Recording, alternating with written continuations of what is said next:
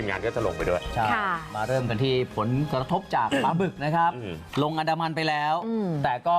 ทิ้งความเสียหายไว้ให้พี่น้องคนไทยโดยเฉพาะอย่างยิ่งพี่น้องชาวจังหวัดภาคใต้นะครับถึง 700,000 คนด้วยกันที่ได้รับผลกระทบนครศรีธรรมราชนี่อ่วมเลยนะฮะคือพายุผ่านไปนะว่าหนักแล้วนะแต่ว่าฝนที่มันสะสมอยู่บนเขานี่หนักกว่าอีกฝนที่สะสมอยู่บนเขาเนี่ยช้าเอาพื้นที่การเกษตรนะฮะบางที่นั้นก็เกิดน้ำท่วมสูงทั้งในถนนสายหลักด้วยนี่คือช่วงที่พายุแรงที่สุดครับเราไปสอบถามความคืบหน้าเพิ่มเติมเลยดีไหมครับเนื่องจากว่าปัญหาเนี่ยเกิดขึ้นกับพี่น้องที่ทำการเกษตรเป็นส่วนใหญ่ไม่ว่าจะเป็นสวนยางพาราสวนปาล์มน้ำมันนะครับแล้วก็พืชผลทางการเกษตรรวมไปถึงปศุสัตว์ด้วยนะครับว่าทางกระทรวงเกษตรและสหกรณ์จะมีมาตรการดูแลช่วยเหลือพี่น้องเกษตรกรอย่างไรนะครับเรากำลังจะพูดกับท่านรองปลัดกระทรวงเกษตรและสหกรณ์นะครับท่านรองสุรจิตอินทรชิตท่านรองสวัสดีครับสวัสดีค่ะครับสวัสดีครับสวัสดีครับรองครับคุณนอนครับครับผมท่านรองครับมาตรการดูแลพี่น้องเกษตรกรเนี่ยวางไว้ยังไงบ้างครับในเรื่องของผลกระทบที่เกิดขึ้นกับเกษตรกรครับ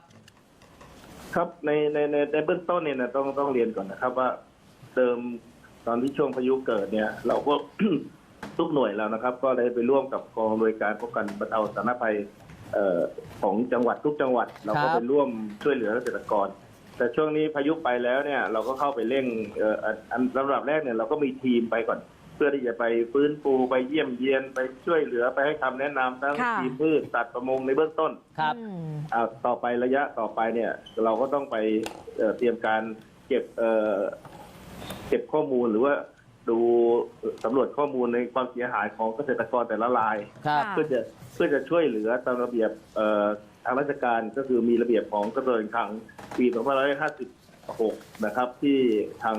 ทุกกรมได้ใช้ระเบียบนี้เพื่อเป็นเกณฑ์ที่จะช่วยเหลือเกษตรกรผู้ได้รับความเสียหายซึ่งอันนี้ต้องใช้เวลาเพราะว่าเราจะต้องไปดูความเสียหายของเกษตรกรแต่ละรายก่อนที่ว่าผลกระทบที่กระทบกับพืชสัตว์ประมงว่าเสียหายมากน้อยแค่ไหนแล้วเราก็คำนวณความเสียหายตามเกณฑ์ที่ได้กำหนดไว้อันนั้นคือเรื่องของการฟื้นฟูที่จะต้องประเมินความเสียหายอันนี้เรียกว่าเยียวยาบรรเทาบรรเทาผลกระทบที่ได้รับความเสียหายซึ่งมีระเบียบของทางราชการที่จะต้องจ่ายเงินเพื่อจะเยียวยาครับแล้วถ้าสมมติเฉพาะหน้าตรงนี้ที่ยังมีพื้นที่น้ำท่วมขังหรือว่ามีการเดือดร้อนนี่เราช่วยยังไงครับมีน้ำท่วมขังเราก็มีกรมชลประทานที่มีหน่วยสูบน้ำมีหน่วยมีเครื่องจักรกลที่จะไปหรือว่าไปขุดให้น้ำมันระบายได้เร็วขึ้นอันนี้ก็มีชลประทานได้เตรียมเครื่องสูบน้ำเตรียมพวกเครื่องมือจักรกลหนักที่ได้ในทุกพื้นที่เลยเกษตรกรแจ้งได้เลยว่า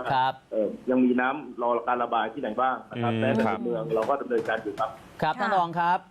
จุดที่พี่น้องประชาชนที่ได้รับผลกระทบนะครับไม่ว่าจะเป็นพื้นที่ทางการเกษตรหรือว่าปศุสัตว์หรือว่าประมงเนี่ยนะครับสามารถไปแจ้งได้ที่ไหนครับแจ้งขอความช่วยเหลือได้ที่ไหนครับคือจริงๆเนี่ยผมว่าเรื่องเหล่านี้เกษตรกรเราคุ้นเคยอยู่แล้วผมก็เรียนว่าเกษตรกรที่อยู่ในข่ายที่จะได้รับการช่วยเหลือเนี่ยก็คือต้องเป็นเกษตรกรที่มีการขึ้นทะเบียน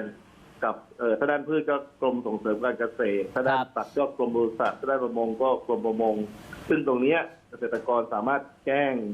ตั้งแต่ในระดับตำบลก็มีเกษตรตำบลอำเภอก็มีประมงอำเภอบริษัทอำเภอเกษตรอำเภอหรือว่าจังหวัดก็สุดแท้แต่สะดวกที่ไหนก็ไปที่นั่นเลยครับครับโดยรวมแล้วเนี่ยเกษตรกรเสียหายทั้งหมดถ้าโดยรวมเป็นยอดกลมๆจะประมาณเท่าไหร่แล้วคะคือวันนี้ผมอยู่ในพื้นที่นะครับในจังหวัดนครศรีธรรมราชเนี่ยแต่ว่าดั้งเดิมเนี่ยถ้า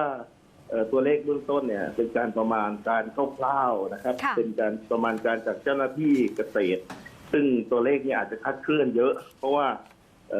เขาดูว่าพื้นที่ไหนอำเภอไหนได้รับผลกระทบจากวาตภัยอุทกภัยเนี่ยก็จะเอาตัวเลขเกษตรกรตัวเลขพื้นที่ข้าวพื้นที่สวนหรือว่าประมงปศุสัตว์ก็คำนวณไปแต่ในความเสียหายเป็นจริงเนี่ยมันอาจจะไม่เป็นไปตามนั้นเพราะว่าอยู่ที่ความเสียหายว่าเกษตรกรเนี่ยยกตัวอย่างเช่นบางทีสวนยางมันการโค่นล้มของยางเนี่ยก็ไม่ได้โค่นทั้งหมด อาจจะบางทีก็ครบเกณฑ์ตามข้อกำหนดบ้างบางทีก็ไม่เข้าบ้างค่ะอันนี้ก็สุดแท้แต่ความเสียหายนะครับค่